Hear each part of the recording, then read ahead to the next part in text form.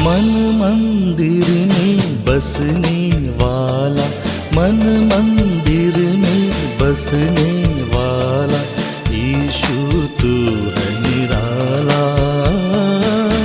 यीशु तू है निराला। मन मंदिर में बसने वाला, मन मंदिर में बसने वाला, यीशु तू है निराला, यीशु तू है निराला। परमेश्वर के धन्य नाम की महिमा हो। आज के आराधनात्मक मनन की और आप सभी का बहुत ही विनम्रता के साथ स्वागत करता हूं। सप्ताह के पहले दिन नामक विषय पर हमारी चर्चा को आज भी जारी कर रहे हैं। सप्ताह के पहले दिन नामक शीर्षक पर हमारे रविवारीय मनन श्रृंखला के 5वें सत्र में हम ये देखे थे कि प्रभु भोज अथवा रोटी तोड़ने की सेवगाई केवल प्रभु यीशु मसीह के कष्ट, प्रायश्चित, मृत्यु एवं पुनरुत्थान की याद में ही किया जाने वाला अनुष्ठान नहीं है, बल्कि विभिन्न भूमिकाओं से प्रभु यीशु मसीह की आत्मिक देह कलीसिया के जो लोग सदस्य बन गए हैं उनकी एकता का भी यह अनुष्ठान प्रतीक है और याद भी दिलाता है। पहला कुरिन्थी 11वां अध्याय की 26वीं आयत में प्रभु भोज का अनुष्ठान हमें याद दिलाने वाली एक और आत्मिक सच्चाई को हम देखते हैं। निम्न पद में हम इस प्रकार पढ़ते हैं, क्योंकि जब कभी तुम यह रोटी खाते और इस कटोरे में से पीते हो तो प्रभु की मृत्यु को जब तक वह न आए प्रचार करते हो। अर्थात प्रभु भोज का अनुष्ठान प्रभु यीशु मसीह की प्रायश्चित मृत्यु के प्रचार का भी हमें याद दिलाता है। इस प्रस्ताव का दो अर्थ है। पहला अर्थ यह है कि प्रभु भोज के अनुष्ठान में एक उद्धार प्राप्त विश्वासी की नियमित सहभागिता अपने आप प्रभु की मृत्यु का प्रचार है। दूसरा अर्थ यह है कि प्रभु भोज के अनुष्ठान में मसीह विश्वासी की नियमित सहभागिता उन्हें यीशु मसीह की प्रायश्चित मृत्यु के प्रचार में उसकी जिम्मेदारी को याद दिलाता है। प्रभु यीशु मसीह की प्रायश्चित मृत्यु का संदेश दूसरों तक पहुंचाना केवल सुसमाचार प्रचारकों की जिम्मेदारी नहीं है, यह हर एक उद्धार प्राप्त विश्वासियों की जिम्मेदारी है। यद्यपि उद्धार पाने के लिए सुसमाचार का प्रचार करने की जरूरत तो नहीं है, परंतु सुसमाचार प्रचार की सेवा में एक विश्वासी की नियमित सहभागिता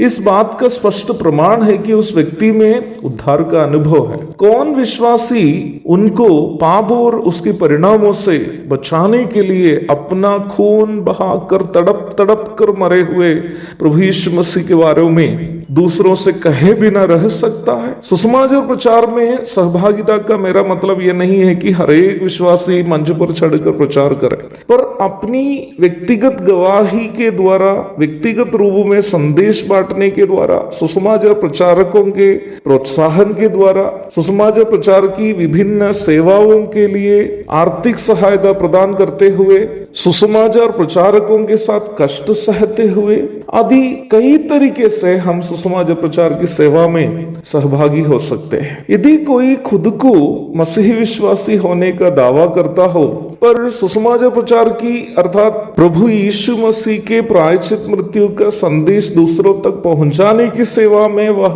किसी प्रकार की सहभागिता नहीं रखता हो, तो ऐसे व्यक्ति को उद्धार पाए हुए एक व्यक्ति के रूप में समझना कठिन होगा। आज इस सप्ताह के पहले दिन स्थानीय कलीसिया के साथ प्रभु भोज के अनुष्ठान में भाग लेते वक्त हमें अपने आप को परखने की अनिवार्यता है कि क्या हम यीशु मसीह की मृत्यु के प्रचार में वास्तव में सहभागी है या नहीं। बीते दिनों में प्रभु यीशु मसीह की मृत्यु के प्रचार में दूसरों तक वो संदेश पहुंचाने में मैं कितने हद तक सहभागी था, इस बात को हर एक व्यक्ति को खुद की ओर देखकर परखने की अनिवार्यता है। प्रभु की आराधना करने का एक धन्य दिन की शुभकामनाओं के साथ आज का मनन में समाप्त करता। प्रभु आप सबको आशीष दे, आमीन। प्रेम हमें अनमोल दिखाया,